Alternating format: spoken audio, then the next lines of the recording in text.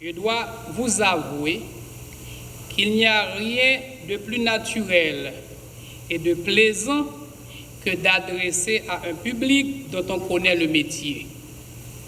Je peux ainsi me permettre de glisser dans la peau de l'auditoire que vous constituez et être sûr de parler le même langage, de maîtriser les mêmes codes pour avoir eu, à un moment donné de la durée, à exercer les mêmes fonctions, celles de directeur général d'institutions de l'administration publique.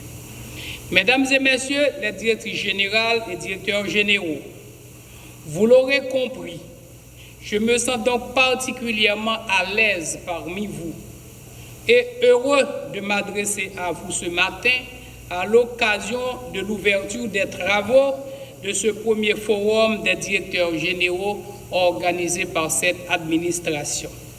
S'il m'est arrivé, dans le cadre de mes multiples responsabilités, de rencontrer, de côtoyer au quotidien certains d'entre vous, il m'a également été donné l'opportunité d'en nommer certains cadres dans l'exercice de ma fonction actuelle de président provisoire. Je souhaite que vous gardiez à l'esprit que j'ai été moi-même directeur général d'un organisme déconcentré du ministère de l'Économie et des Finances. Je connais donc et partage votre quotidien et les responsabilités qui sont les vôtres. Les directions générales constituent l'épine dorsale de l'administration publique haïtienne.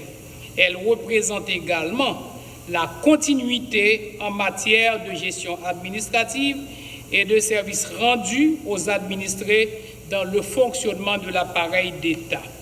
En d'autres termes, disons-le clairement, vous êtes les directrices générales et directeurs généraux responsables du niveau de performance de l'État. Si le chef de gouvernement instruit les ministres et les assigne une feuille de route qui sert de cadre à leurs actions respectives, si les ministres rendent les arbitrages politiques et prennent les décisions stratégiques qui s'imposent, vous êtes responsable, directeur général et directrice générale, de la mise en œuvre et du suivi des décisions qui ont été prises. Donc, vous êtes donc le garant technique et la caution des résultats attendus. Résultats et performances, c'est justement ce qui est attendu de vous, mesdames et messieurs, directrices générales et directeurs généraux. Et c'est d'ailleurs l'esprit et le fond de ce forum dont je salue l'initiative. Dans la performance, il y a l'harmonisation des efforts, la standardisation des méthodes et des procédures. Dans la performance, il y a la gestion anticipative et la reddition des comptes.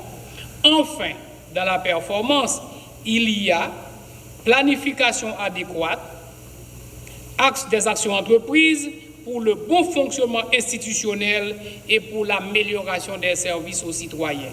L'ensemble de ces sujets sont regroupés autour des trois grands thèmes qui forment le contenu de la conférence de ce jour. Tout d'abord, l'un des objectifs de ce forum est d'informer sur les dispositions à prendre pour la préparation du bilan des activités du gouvernement. Notre schéma institutionnel nous impose un exercice de transparence et de reddition de comptes périodiques. Ainsi est-il prévu que le deuxième lundi de janvier de chaque année, date qui coïncide avec l'ouverture de la première session de l'année législative, que le Premier ministre se présente devant l'Assemblée nationale pour faire le bilan des actions du gouvernement. Dans ce cadre, la cohérence dans les rapports qui seront soumis chaque année par chaque DG est importante. Ce forum vous permettra de trouver les orientations et instructions nécessaires pour l'élaboration de ce bilan, secteur par secteur. Le bilan, je le répète, est un exercice dynamique qui oblige la transparence, mais aussi une plus grande efficacité des actions. Les ressources, celles que nous disposons aujourd'hui, étant par définition limitées, réalité encore plus criante que leur bonne allocation et leur rationalisation nous sont incontournables. Le deuxième objectif de ce forum est l'harmonisation des contrats de droit public passés entre l'État et les entités tierces.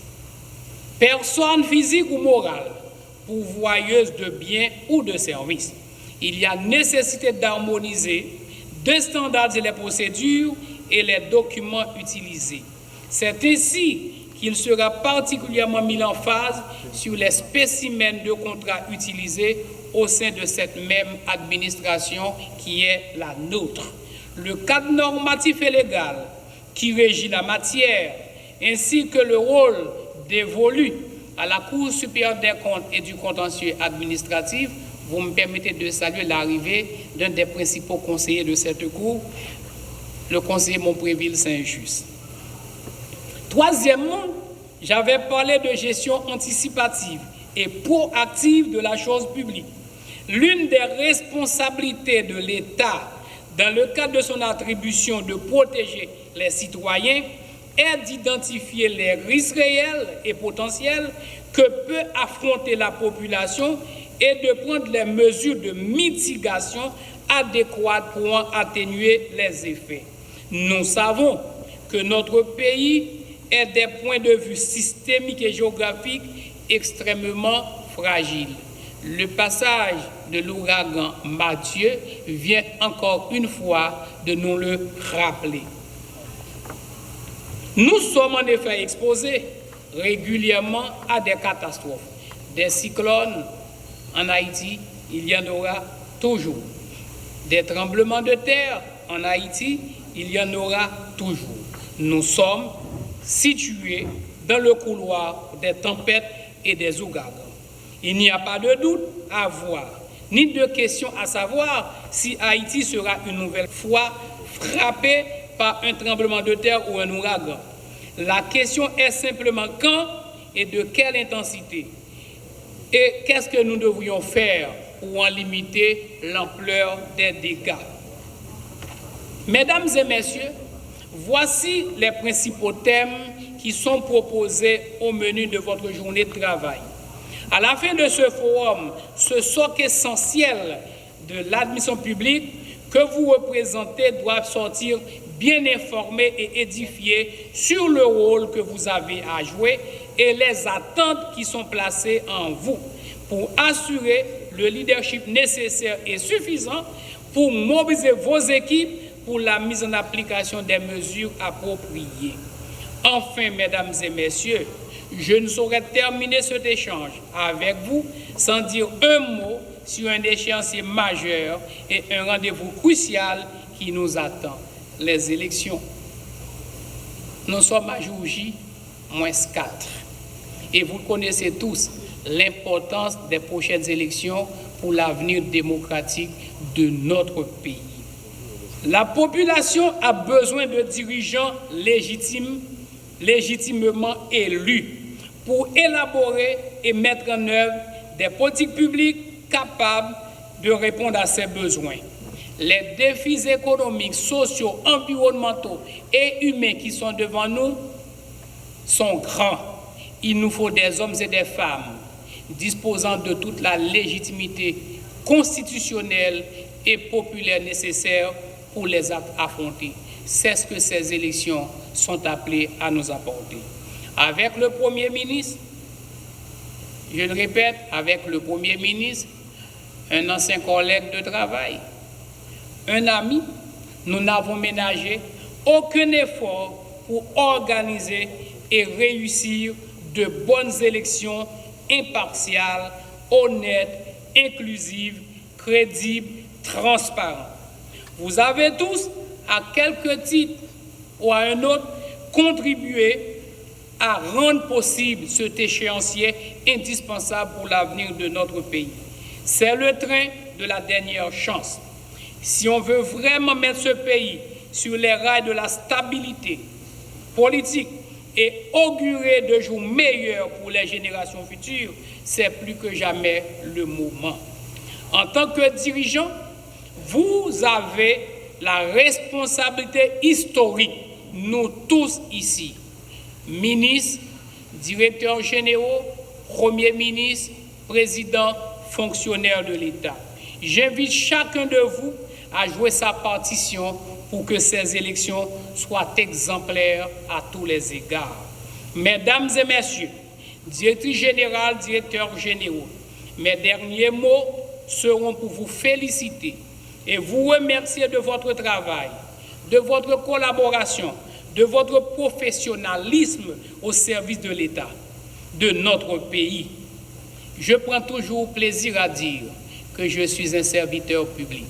J'ai consacré plus de 40 ans de ma vie au service de l'État. S'il y a une satisfaction que je tire, c'est d'avoir été toute ma vie au service de l'État et de mon pays. Je tiens à vous remercier personnellement pour votre dévouement. Continuez votre travail avec le même désintéressement et la même passion qui vous anime. Pensez toujours à la population qui est dans le besoin et que vous êtes en train de servir. N'oubliez jamais ce que chacun et chacune d'entre nous fait avec sa conscience professionnelle. C'est ce qui pourra changer l'image de notre pays et améliorer le quotidien de nos concitoyens. Encore une fois, merci et bravo pour tout ce que vous faites pour mon pays, pour votre pays, pour notre pays. Mesdames et messieurs, les directeurs généraux et directrices générales, je déclare avec la collaboration du Premier ministre, l'ouverture officielle de ce forum de directeurs généraux et de directrices générales. Je vous remercie et vous souhaite du bon travail. Merci beaucoup.